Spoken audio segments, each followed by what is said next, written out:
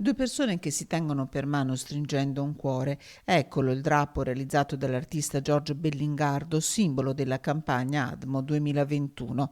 L'associazione diventa regionale, unione di tutte le associazioni provinciali, a loro fianco i comuni del Veneto.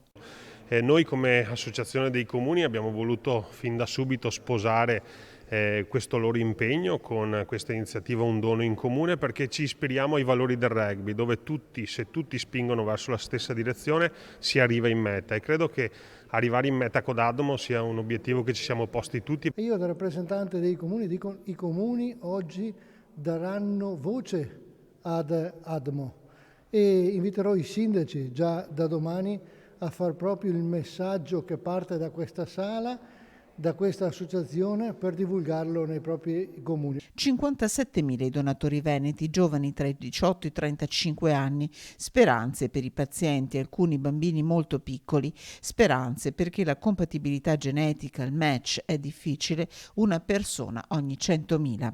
Ogni iscritto rappresenta una speranza per qualcuno e li vorrei vedere crescere tanto più in fretta questi numeri.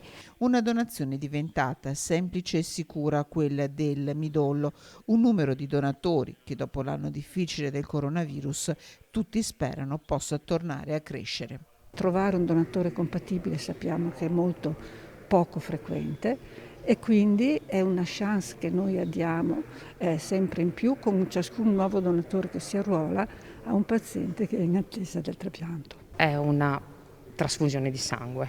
La scienza e la ricerca ci ha supportato in questo e per cui sono 3 ore.